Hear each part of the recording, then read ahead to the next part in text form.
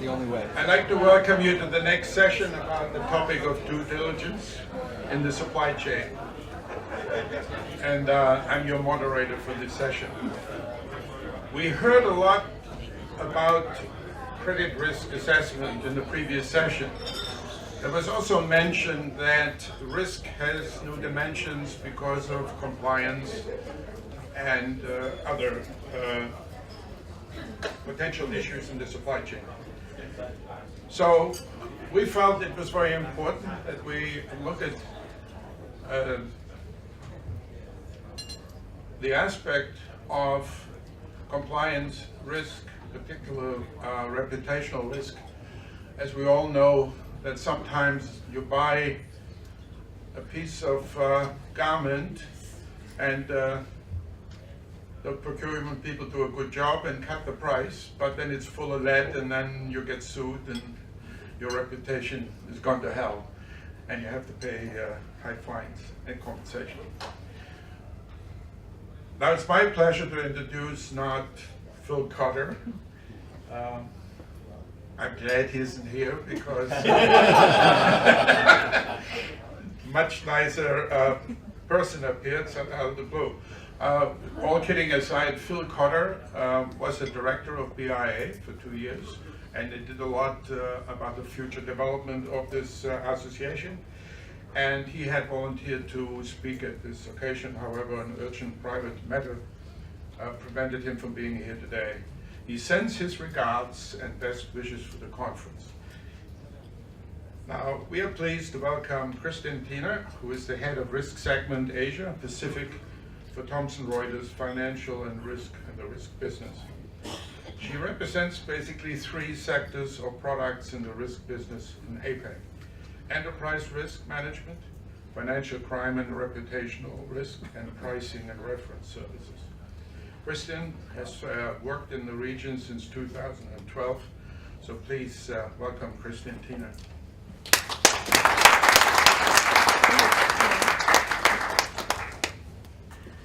Good afternoon, everybody. Thank you for having me. Very sad that Phil couldn't be here. Although when I had asked him to come out to the region, he said, "Oh, it's great, it coincides with the BIIA conference." He then quickly looked at the calendar to see it would also be the week before the Rugby World Cup final. Unfortunately for him, England was out rather early, so he is free this weekend to watch a great battle between New Zealand and Australia. I do apologize to any of the Brits in the room. I am going to marry a Brit next summer. It's a very difficult few weeks. Anyway, especially when the game's on at 3 o'clock in the morning our time. That alarm goes off on the Saturday morning or Sunday morning. It's not pleasant. I've been asked to talk about due diligence in the supply chain. It seems to be the hot topic here in the region. I was just in Singapore on Tuesday talking to a room of chief ethics and compliance officers from major corporations about this. We're running an event next Tuesday in conjunction with Liberty Asia and the Mekong Club, as well as EY, on this exact topic. So lots of conversations going on, and hopefully what we can talk about today is a lot around education.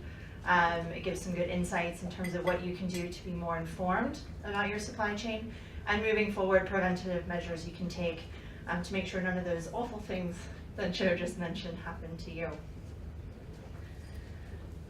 So this is not a photo from my recent holiday. This is a photo of fishing taking place in Southeast Asia. This all looks very innocent, but unfortunately we're finding more and more illegal fishing in those waters. Illegal fishing has been in the news for many, many years. Unfortunately now what we're uncovering is slavery in that part of the supply chain. So recently a NASDAQ listed US company was found to be procuring fish from a Chinese company who owns a number of vessels who were fishing illegally in these waters. So not only were they illegally fishing, but the vessels would be out to sea for anywhere from 6 to 12 months, and they would be enslaving the crew. So that US company had no idea where that Chinese company was procuring the fish, the fact that they were having slavery issues in their supply chain, and they are being held up as an example in the UK as the UK is about to pass the Modern Slavery Act. If it's not one you're familiar with, any company with more than £36 million turnover will have to put a statement in their financials every year in their annual report to state that their supply chain is free of slavery. Big statement. That means it's auditable and obviously enforceable from an audit and compliance standpoint. What you also may not realize is that when you talk about human trafficking or forced labor, 60% of people who are trafficked are forced into labor. Oftentimes we think about sex trafficking, that's actually only about 20%. So the labor trafficking across Asia is rampant. And if you've been down to Singapore recently or seen the news, you'll know about the haze from the burning of the palm oil plantations in Indonesia. This is the first year we've seen governments take action, and you'll see some sanctions coming out against some of those companies from the Singaporean government. And you'll also see those sort of names starting to appear on official lists in terms of sanctioned entities. One of the things that we're looking to do is start to include those sanctioned entities within our databases. So we are partnering with NGOs like Liberty Asia, like the Mekong Club, to understand where slavery exists, to tag that within our WorldCheck database, and to be able to push those profiles out through the existing structured data channels that already exist. So the panel before talked a lot about unstructured data, more information coming in. It's the last thing anybody needs. So the more we can put that into existing content delivery mechanisms, the better. We already have about 12,000 profiles with slavery attached to it in the database today. So, global trade is about an $18 trillion industry, and about 70% of global trade touches Asia in some way, shape, or form. So a number of sources that contributed to this are all at the bottom. But essentially, the growth in Asian trade is skyrocketing. So when we look at the due diligence, it's sort of getting back to a point in the supply chain with which you can feel comfortable. And the question is, how far back in that supply chain do you actually have to go, and what is reasonable? The regulations are vague. They're purposefully vague so that the regulators and their long arm can continue to reach in and define what's reasonable and what is enough. So, increasingly complex in the supply chain. 4 kind of key areas that we'll focus on. Exposure to fluctuating supply chain costs. Labor, raw materials, anybody who's in manufacturing. You're gonna know that hedging those commodities prices and looking for the cheaper option is always going to be preferable, particularly from procurement.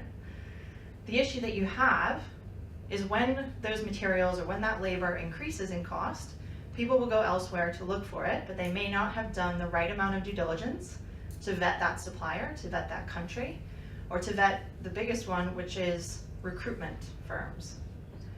One of the things to look out for in terms of due diligence is how much money was paid to a to a recruitment agency for that person to get that job. Did they promise them jobs for their family? Was the fee exorbitant? Were they moving countries and therefore could be perceived as enforced labor? The diversity of the legal frameworks, obviously working in Asia, I thought the US was complicated. I moved to Asia and had a very rude awakening that it is even more complicated here, not because of the volume of regulation, but because of the number of different countries and the number of different languages. I speak Spanish badly and does me absolutely no good in this hemisphere. We are constantly looking for people who can speak multiple Asian languages, and those are really a hot commodity in the market in terms of those types of analysts. The corporate and social responsibility piece is something, again, in Asia that is evolving. There are certain countries where 7-year-olds are allowed to work. It's legal. As a US or a UK company, do you feel okay about employing a 7-year-old? Probably not. So the difference between the local regulation versus your home country versus the social norms of the West are all being challenged here. On the lower left is probably one of the easier areas to deal with, armed conflict, terrorism. This has all been well known for some time.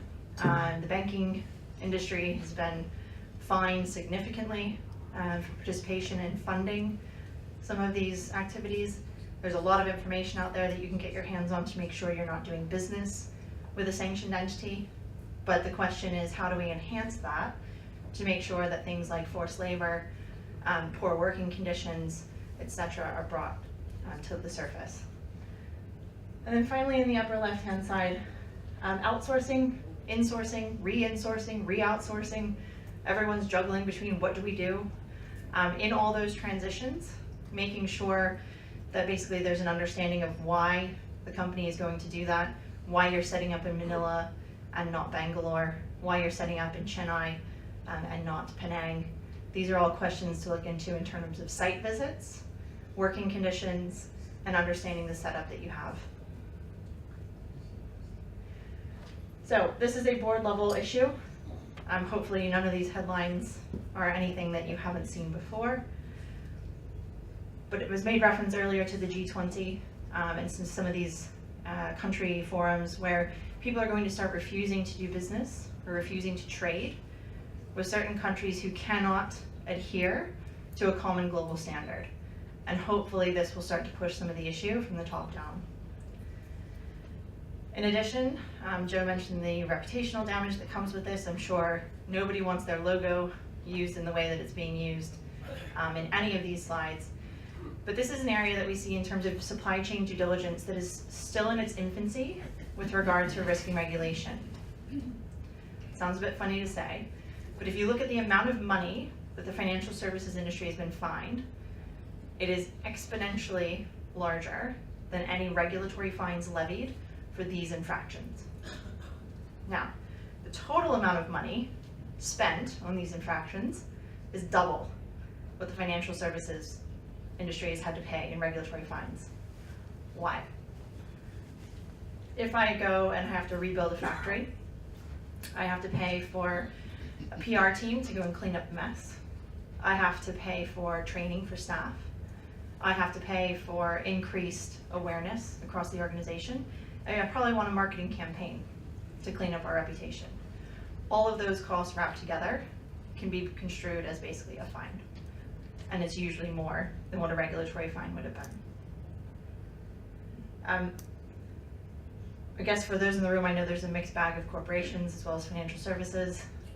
There's a lot that corporations can learn from what financial services has gone through.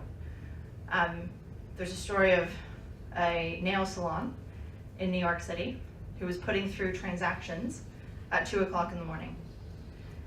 Their bank's monitoring software picked that up, said that's an unusual transaction. You cannot get your nails done at 2 o'clock in the morning in New York, I can tell you that. And it turned out to be a front for a human trafficking ring. Now, is the bank liable? Yes, they are.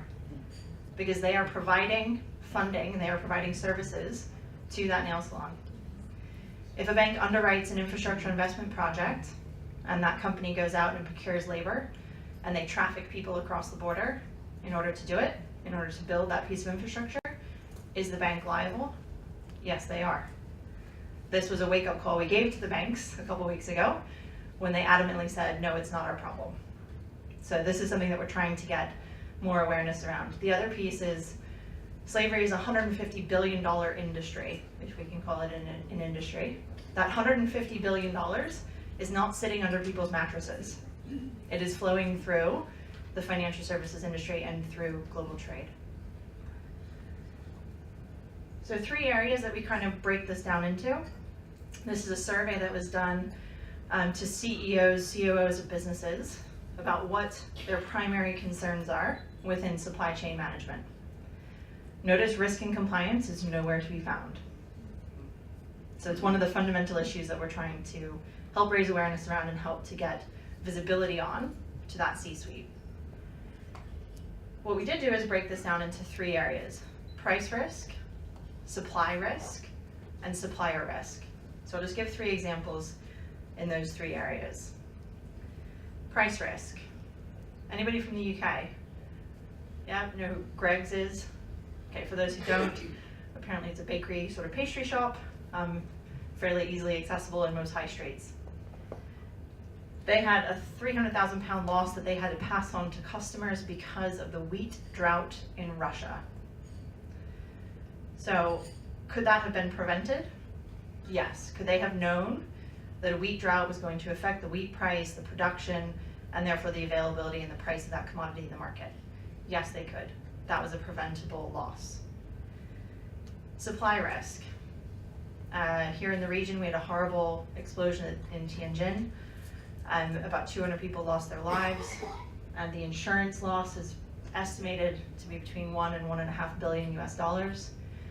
You saw iron ore disruptions in the supply chain because ships were unable to leave the docks. You saw cargo be destroyed, so several cars were sitting there in the port. They were all incinerated. Huge losses to the supply chain, huge disruptions, lots of press. Could that have been prevented? Probably not. Could some of those disruptions have been predicted? Perhaps. The focus I want to sort of draw everyone's attention to is the supplier risk. So Foxconn. I see a number of Apple products around the room. Foxconn makes the earbuds.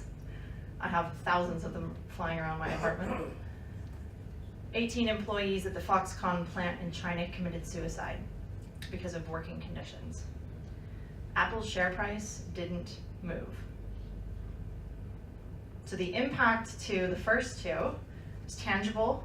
It was in the press. It affected costs. It was passed on to the suppliers. And here, the reputational damage was virtually nothing, and the share price didn't fluctuate. So in our minds, that's something that we would really like to change and make sure that attention is paid. So a couple examples. This is taken from our Icon platform. It's an all too familiar scene if you live here in Hong Kong. Typhoon is approaching. This is showing you all of the oil refineries and the pipelines between them. So typhoon is approaching. What's going to happen to the oil flow? If I'm in the oil industry, I want to know what's going on. And I want to know what's going on with all the ships and vessels. So where are the ships? Is it carrying my cargo? Where is it going? Is it going to be impeded by this hurricane? Will supply chain be disrupted? Additionally, if you put your cargo onto a sanctioned vessel, you not only lose the value of that transaction, you also lose your cargo. So I'm probably preaching to the choir, but there is a way to make sure you screen those vessels to know if they are connected to an Iranian shipping company, to know if their captain is a sanctioned individual, to know if they left one port with a certain flag flying and name of the vessel, and to know if they arrived at another port having changed that flag and changed the name of the vessel. These are all suspicious activities to look out for. And typically, they will give it a very nice name. There was one called the Daffodil. Its actual name was the Death Star. So how are we helping in these spaces? A number of different areas. I apologize, the slide's probably a bit light. But in the supplier risk space, things to look for: corruption and bribery, sanctions, terrorism, money laundering, beneficial ownership. Beneficial ownership was brought up earlier. I've been told in the UK, they are creating a self-declared ultimate beneficial ownership registry. And to steal something from Phil, he said, what good is that? It's a self-declaration by the company of their ultimate beneficial owners. A lot of those SMEs are not going to want to disclose. Why would they? So how reliable is that? It's not something that we're going to be using, I can tell you that. Financial fraud, environmental fraud, bonded labor, counterfeiting and piracy, country risk, and screening and workflow tools. All these are things that we're looking at bringing into the industry. Many of them are already live. It's just a matter of bringing all those different data sets together, to Anthony's points earlier. So what are the challenges? There's a number of challenges in terms of identifying third-party risk. The first is a number of external pressures. So there are increasing regulations, yes. There's increasing pressure from the public. Previously you had groups like Greenpeace posting the names of companies who weren't making an effort to clean up their environmental impacts from their manufacturing firms. You now have more and more sort of consumers who are informed about the things that have happened with Nestle, for example, and refusing to buy those products. So the impact of those sort of awareness factors, more information, it's in the hands of the consumer now as well. Internal issues. There's not a lot of knowledge in some firms about how to go about supplier due diligence. What are the things that we should be looking for? Where should we be looking for them? How do we get our hands on that information? So a few things from the past few times we've done this talk that have come up. If you go to do an audit on site, look for things like lights flickering, tapping on things. There's signals that management is sending to the workers on the floor that there's an auditor in the house. Okay? Not being allowed to audit, that's generally a red flag. Holding passports in a safe in the office. If you hold someone's passport, it's not considered enforced labor. But if you hold someone's passport and you enforce horrible working conditions or long hours, or you withhold pay, those two things together do constitute slavery or enforced labor. But the first one to look for is, why are you holding these passports? Very, very common practice across Southeast Asia. Vendor and supplier and third-party questionnaires. Okay, does your supplier actually provide a questionnaire? Do they collect information? Are they willing to fill that questionnaire out when you send it to them? Training. Do they train their staff? Do they have a code of conduct? Do they require any suppliers to them who are going to have access to company systems to adhere to their code of conduct and to take training courses? Did they sponsor family visas when they hired someone? Do they have that as a common practice? Do they advertise that? Do they basically entice families to come over and then feel that they are held to that particular company? And the fair price for recruitment fees, which we've already talked about. The last piece, what's on there? So ill-equipped market, we've already talked about this morning, or earlier today. The amount of information that's out there is staggering. The problem is it's not connected. We've started working with a lot of the NGOs because they do have the data, but they have it in sort of witness testimony. They have it written down when they go and visit refugee camps. They have it written down literally on a piece of paper by hand. Digitizing that, validating that, and databasing it is basically the challenge ahead of us in terms of the supply chain, particularly here in Asia. So where we're looking, so efficient operations, proof of due diligence, being a trusted provider and providing a suite of solutions. We're not alone in this. This is an area I think we should be working across multiple data providers to achieve. Again, the standards are not there yet. We don't yet have a common, basically, framework for this. AML regulations, they're fairly prescriptive. Due diligence in the supply chain, still evolving. So we're looking to the industry to also contribute and say, what are the categories that you look for today? And that's how we're starting to build out those taxonomy lists. So we've defined a workflow across the top. This is sort of what we're doing with firms today. The products and services that we have are listed below, but the important thing is what is in blue. So this is sort of a best practice that we've put together across multiple interviews with different corporations as well as financial services institutions. So the first is developing a framework, developing a policy for supplier onboarding.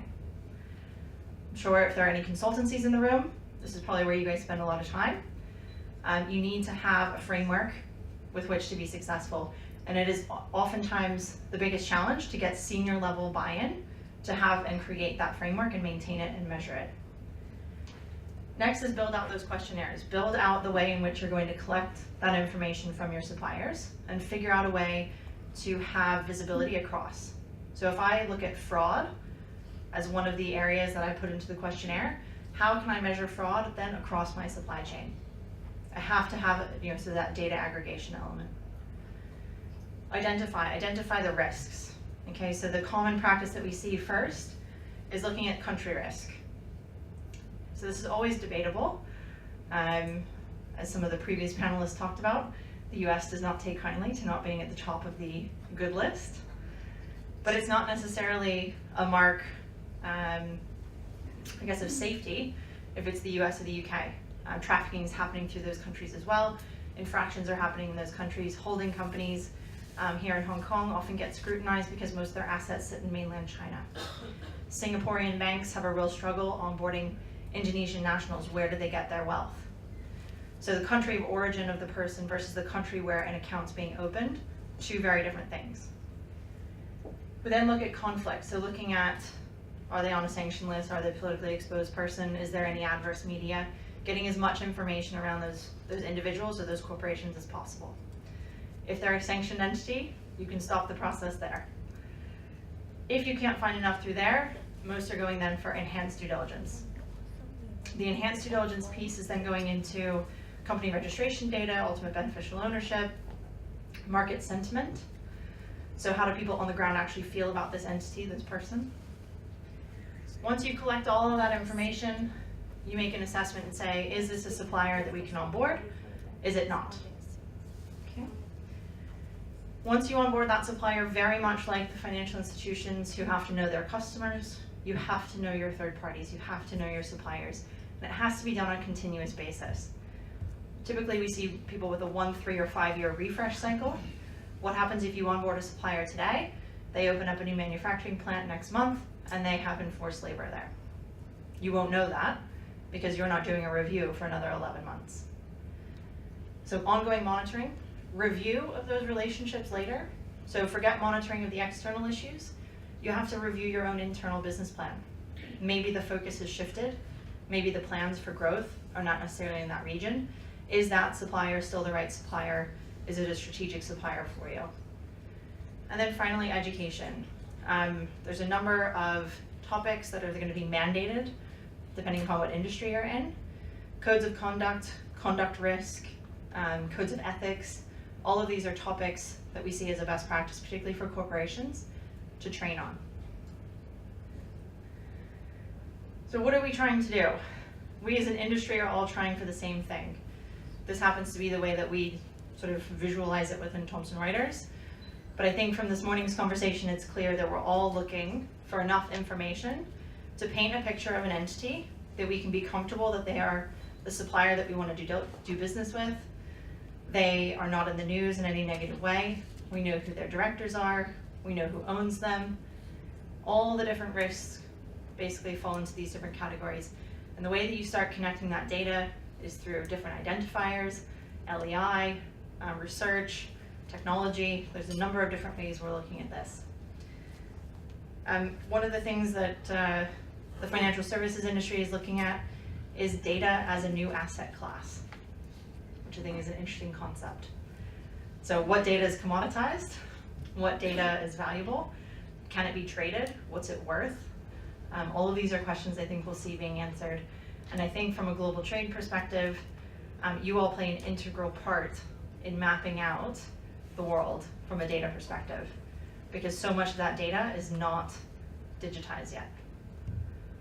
So hopefully we're still running on time. That's the last slide, but hopefully there's time for questions if there are any. There is. Okay. Thank you.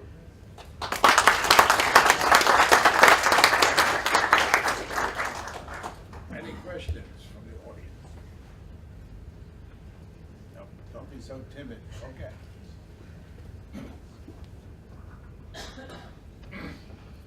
First, I'd like to congratulate you for bringing social consciousness into this conversation. It's so easy to be in a group of people talking about credit risk and forget that there's human beings, not human doings, right? So, kudos for doing that. As I'm listening to you talk and hoping that you're very successful at this, I can't help but wonder at the cost of being wrong, the cost of connecting a denied party on their name when there's just a common name, or the cost of taking an adverse thing that's in the news that is later adjudicated and found to be untrue, right? So there is also a mandate, if you're going to do this kind of thing, to be constantly sort of reviewing where did the information go.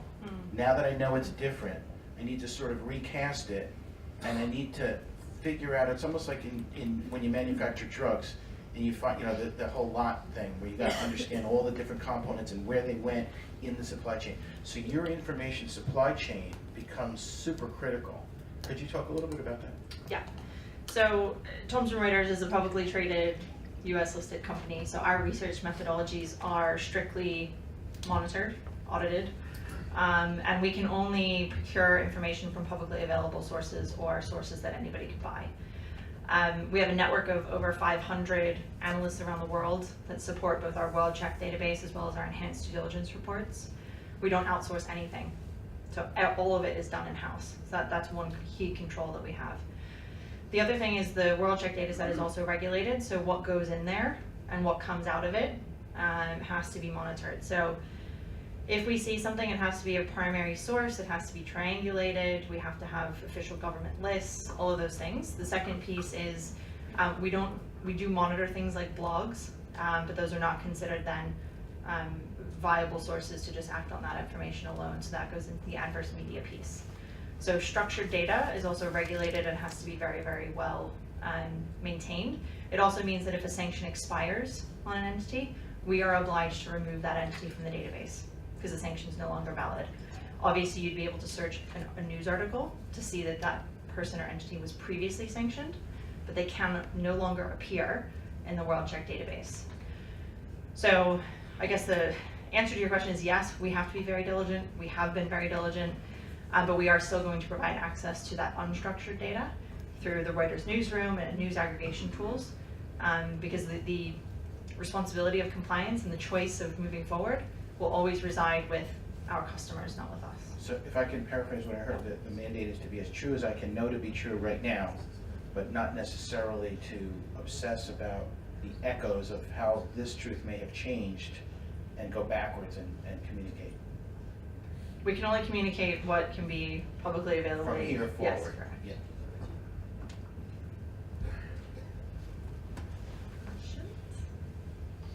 Any more? Well, let me ask you a couple of questions. You have some people in this. Jakob, Oh. microphone there. We got to Where is record it? you. It has to be official. Yeah, okay. And auditable. You have, you have people in this room who, as you heard earlier on, who investigate. And if I heard you correctly, you cannot use them. You do not outsource. You can't share. We can't outsource the work for research. If there's a database that can be purchased or a partnership, You can. we can. Okay. Yes. Very good. What else can you do? What else would you like us to do? We're looking for opportunities to sell to you. So Maybe you sell us something. Yeah. So we do partnerships. I actually just came earlier today from our Asia partnerships team offsite. They're doing a workshop and looking at how we can better partner in the industry. At its core, Thomson Reuters is an information company. We have been doing big data for a long time. We are big data. We're a data mess. We've made 354 acquisitions in 10 years. So we have a lot of data sets. So one of the things that we've been working on is around permanent identifiers, legal entity identifiers, just to get our own house in order. And then people started saying, hey, that would be valuable externally. You should make that available to everybody. Except it's only true in a minute. Yeah, except it's only true that minute. What we're now looking at is the monitoring technologies and intelligent tagging for machine readable news, picking out names, tagging that to a company, tagging that to the directors, tagging those directors to other companies, creating these information webs. And yes, they are updated daily. You know, it's not going to happen every second. But this is where I think technology, risk analytics, all these things are going. So we are looking for partnerships. We are looking for opportunities to see what else is out there, what else we can be doing, and how we can take that information and make it more valuable and usable for our customers. So yeah, partnerships are good.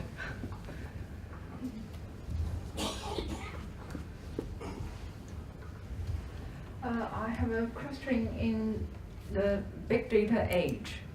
I know here mainly you're talking about the enterprises, legal person, but also related to the directors of the enterprises.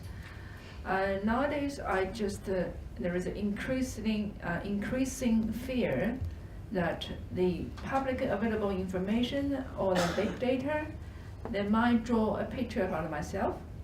For me, I'm a consumer or I'm a SME, and then there is a report produced either by you or by other participants in the room that might have a very important impact on myself or on the data subject. So I just wonder whether being the data subject, either the consumer or the SMEs, do I have any chance to look at what you have about me? Thank you. Very good question. I'm an American, so I have no data privacy. Data privacy laws don't really exist in the US. Everything's available because of the Patriot Act. You can data mine virtually anything. So there was a question earlier about some of the databases of information. Our WorldCheck data is held in London. We don't hold any information assets that are used globally in the US. And obviously that's for data privacy reasons. In terms of the WorldCheck database, no, we do not provide that to individuals. It's only licensed to entities. And we have to make sure that that entity and its directors are not on any sanctioned list. So we obviously can't sell the WorldCheck database or access to WorldCheck to anybody in a sanctioned country like Iran. In terms of the enhanced due diligence reports that we do, those are not data-based. Once we produce that due diligence report, we pass it to the entity who's procured it from us. It becomes the intellectual property of that firm. And we do not save those, refresh, repeat. If we do, a report on Kristen Tyner Inc., then every time someone ordered that report, we would start fresh. So we understand that obviously the sensitive data is in there. If you go and procure company registration data, you can't then take that and database it. There's a lot of regulations around all of that. In terms of sort of people and the footprint that's there, you can actually pay now to have your name removed from certain search engines. So you can pay for anonymity, which is why when people say, oh, we onboarded a supplier, we did a Google search. Well, you can pay for your name to not appear in Google. You can also pay for your name to appear in Google and get it prioritized based on certain search criteria. So in terms of what we have and what we know about terrorist organizations and organized crime, antisocial forces, no, we do not provide that information to individuals. And we obviously have to be very careful that it doesn't fall into the hands of those individuals because we really don't want them to know what we know about them.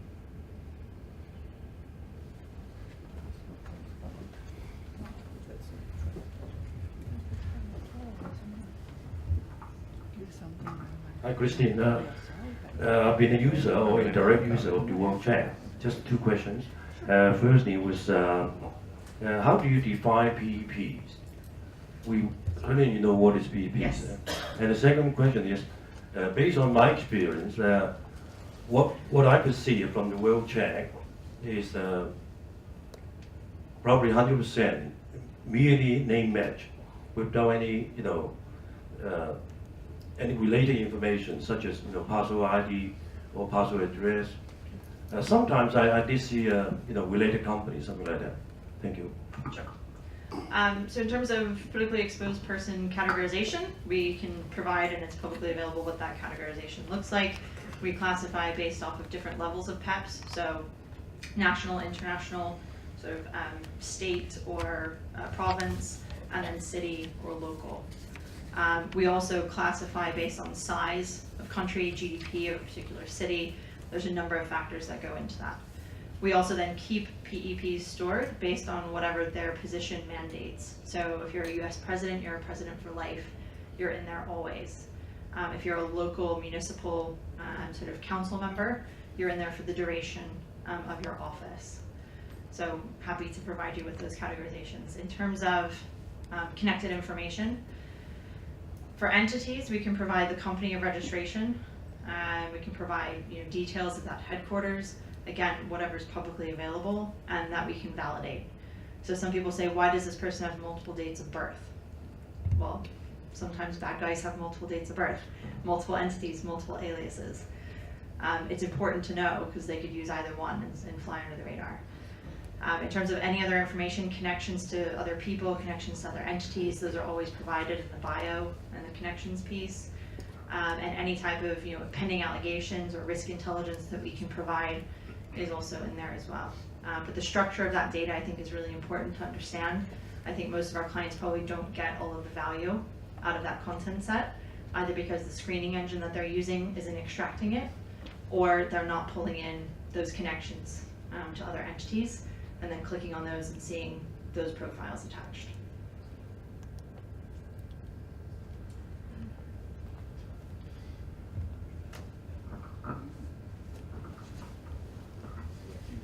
thank you very much for your attention, and thank you, Kristen, for this great presentation. And